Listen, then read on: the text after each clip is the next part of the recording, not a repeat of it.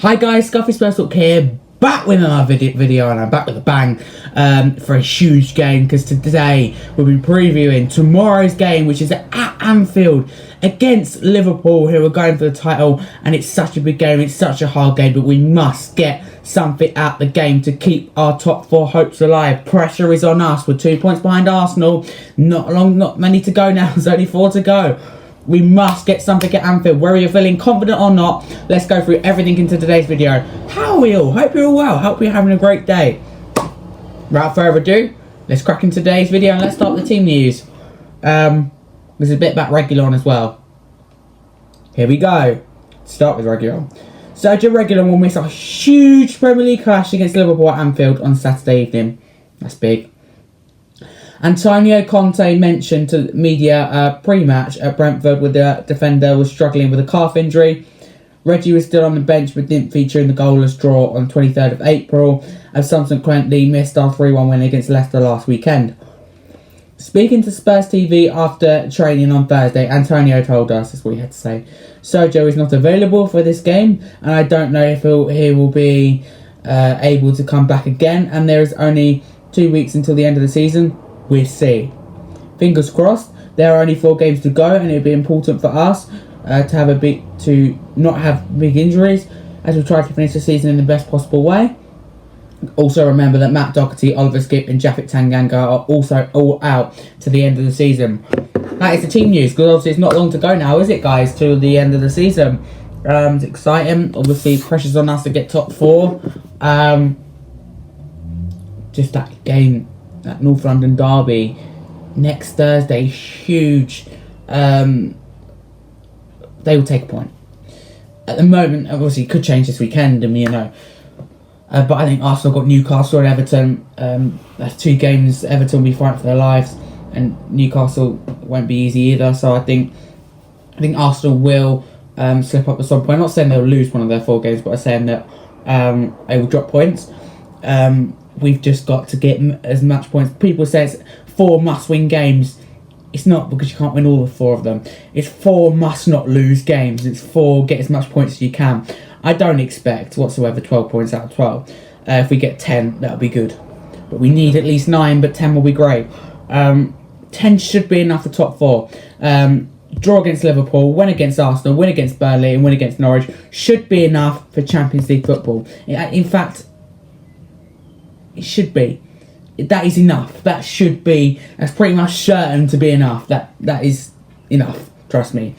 10 out of 12 points is enough.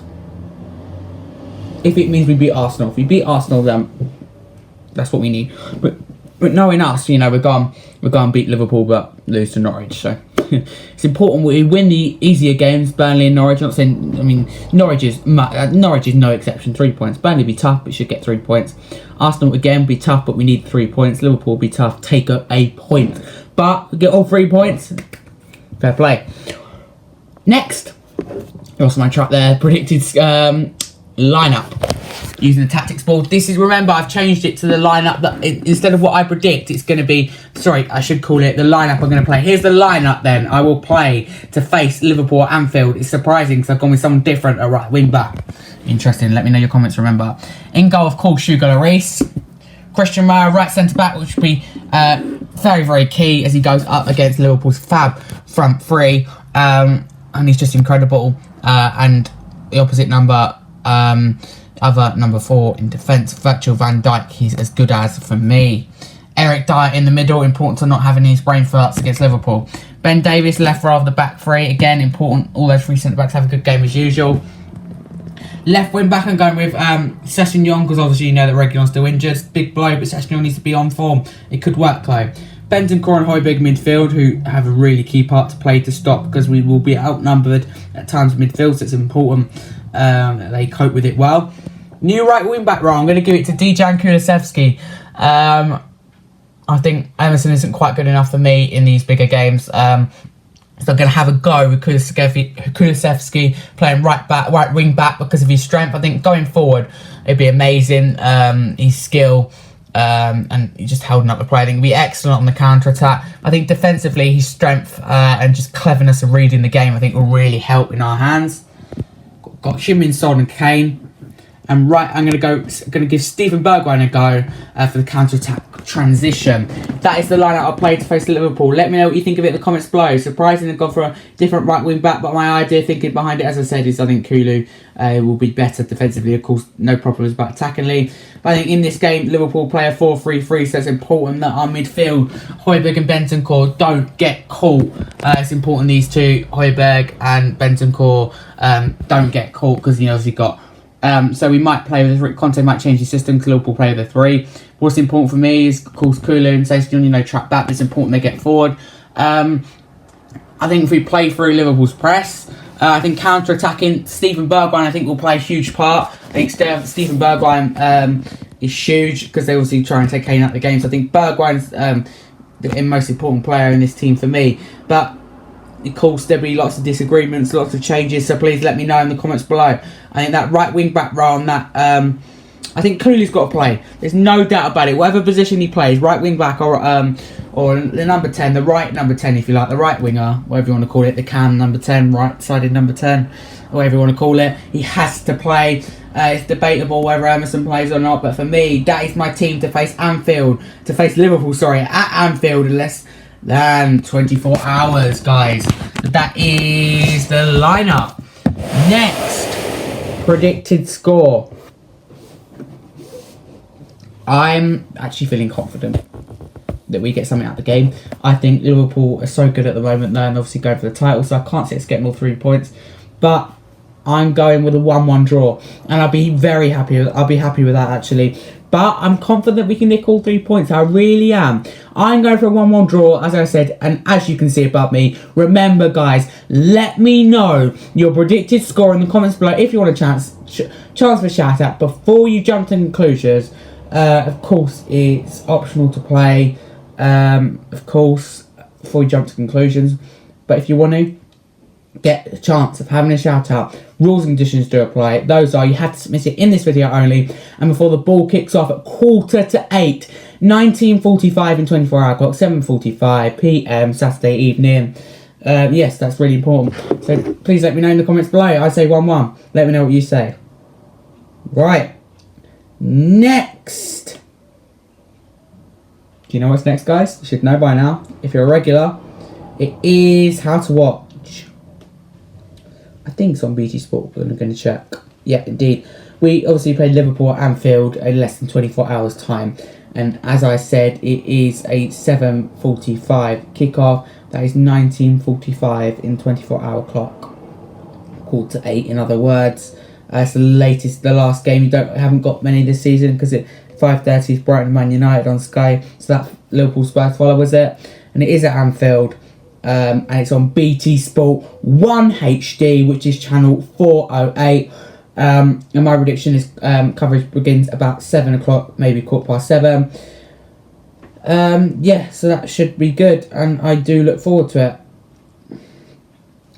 Jurgen Klopp versus Antonio Conte, so that'll be interesting.